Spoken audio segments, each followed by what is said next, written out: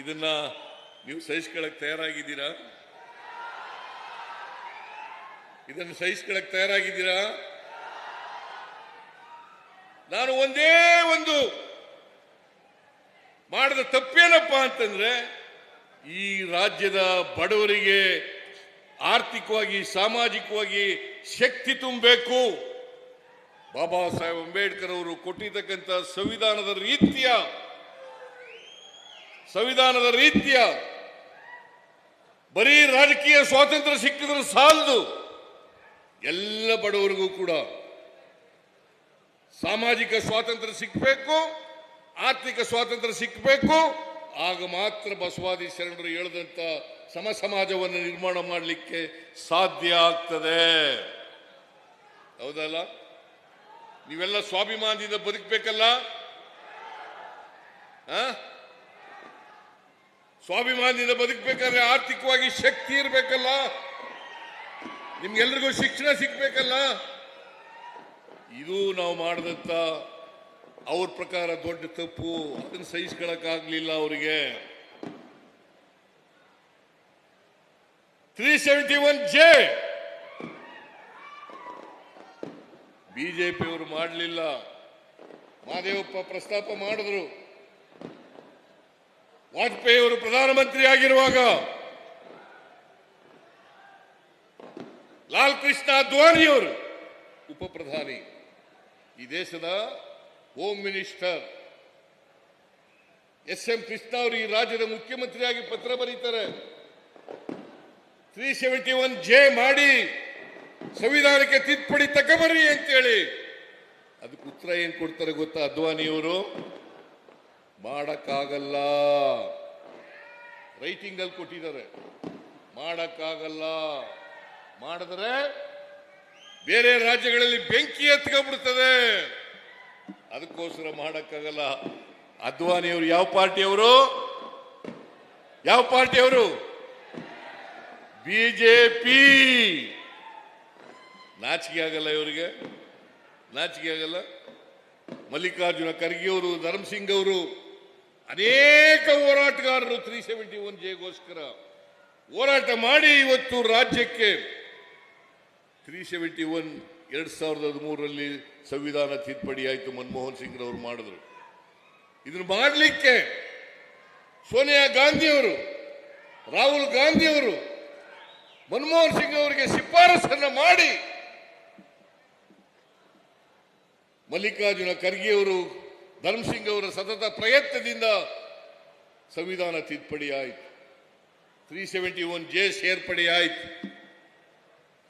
ನಾನು ಮುಖ್ಯಮಂತ್ರಿ ಆಗಿದ್ದಾಗ 2013ರಲ್ಲಿ ನಾನು HK ಪಾಟೀಲ್ರ ಅಧ್ಯಕ್ಷತೆಯಲ್ಲಿ ಒಂದು ಉಪಸಮಿತಿಯನ್ನು ಮಾಡಿದೆ. ಉಪಸಮಿತಿಯನ್ನು ಮಾಡಿ ಅವರು ವರದಿ ಕೊಟ್ಟರು. ಬಹುಶಃ ಶರಣ್ ಪ್ರಕಾಶ್ ಪಾಟೀಲ್ ಕೂಡ ಮೆಂಬರ್ ಆಗಿದ್ರು, ಅದಕ್ಕೆ ನೀನು ತಂಗಡಿಗಿನೂ ಮೆಂಬರ್ ಆಗಿದ್ರು. ಅವರು ವರದಿ ಕೊಟ್ಟ ತಕ್ಷಣ ಯಥಾವತ್ತಾಗಿ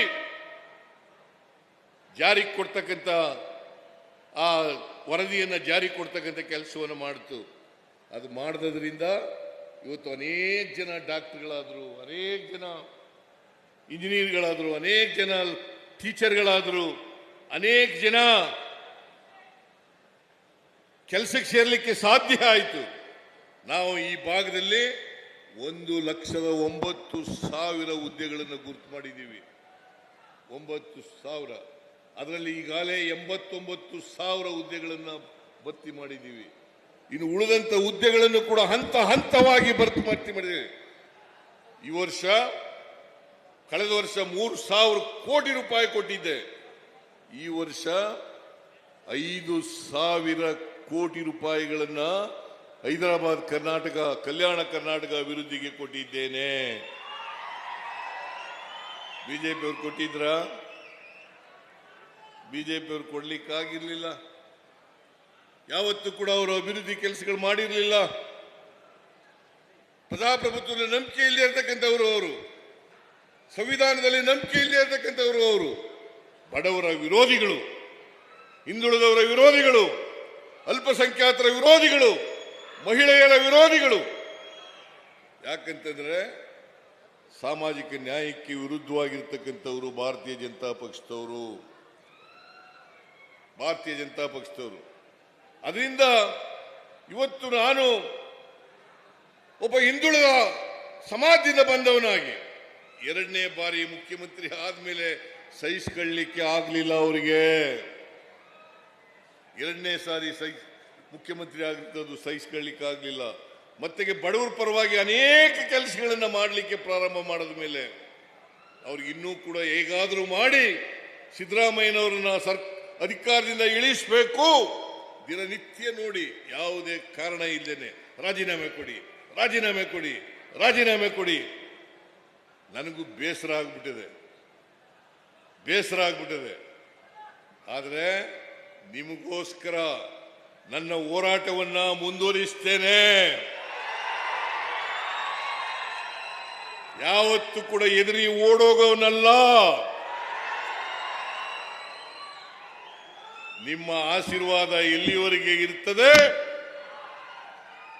ಅಲ್ಲಿವರೆಗೆ ನನ್ನನ್ನ, ಯಾಕಂದ್ರೆ ನಾನು ಏನು ತಪ್ಪು ಮಾಡಿಲ್ಲ. My conscious is very clear. Mahatma Gandhiji ಅವರು ಒಂದು ಮಾತು ಹೇಳಿದ್ರು, ಎಲ್ಲ ನ್ಯಾಯಾಲಯಗಳಿಗಿಂತ ಆತ್ಮಸಾಕ್ಷಿ ನ್ಯಾಯಾಲಯ ಇದೆಯಲ್ಲ ಅದು ಎಲ್ಲಕ್ಕಿಂತ ಮೇಲ್ಗಡೆ ಇರ್ತಕ್ಕಂಥದ್ದು. ಎಲ್ಲ ನ್ಯಾಯಾಲಯಗಳಿಗಿಂತ ಮೇಲ್ಗಡೆ ಇರ್ತಕ್ಕಂಥದ್ದು. ನಾನು ಆತ್ಮಸಾಕ್ಷಿಗೆ ಅನುಗುಣವಾಗಿ ಕೆಲಸ ಮಾಡ್ತೀನೋ ಹೊರತು ಇವರ ಗೊಡ್ಡು ಬೆದರಿಕೆಗಳಿಗೆ, ಇವರ ಹೆದರಿಕೆಗಳಿಗೆ ಜಗ್ಗವನಲ್ಲ ಬಗ್ಗವನು ಅಲ್ಲ ಅಂತಕ್ಕಂಥ ಮಾತುಗಳನ್ನು ಹೇಳಲಿಕ್ಕೆ ಬಯಸ್ತಾ ಇದ್ದೇನೆ. ನಿಮ್ಮ ಆಶೀರ್ವಾದ ಯಾವಾಗಲೂ ಕೂಡ ಹೀಗೆ ಇರಲಿ. ನಿಮ್ಮ ಆಶೀರ್ವಾದ ಯಾವಾಗಲೂ ಕೂಡ ಹೀಗೆ ಇರಲಿ. ನಾವು ಏನೇನು ಒಳ್ಳೆ ಕೆಲಸಗಳನ್ನು ಮಾಡಿದ್ದೇವೆ ಆ ಎಲ್ಲ ಕೆಲಸಗಳನ್ನು ಮುಂದುವರಿಸ್ತಕ್ಕಂಥ ಕೆಲಸವನ್ನು ಮಾಡ್ತೀವಿ. ಮೊನ್ನೆ ಸೆಪ್ಟೆಂಬರ್ 17ನೇ ತಾರೀಕು ಕಲಬುರಗಿನಲ್ಲಿ ಕ್ಯಾಬಿನೆಟ್ ಮೀಟಿಂಗ್ ಮಾಡೋದು. ಕ್ಯಾಬಿನೆಟ್ ಮೀಟಿಂಗ್ ಮಾಡಿ 11,770 ಕೋಟಿ ರೂಪಾಯಿಗಳಿಗೆ ಮಂಜೂರಾತಿಯನ್ನು ಕೊಟ್ಟು 11,770 ಕೋಟಿ ಇಡೀ 7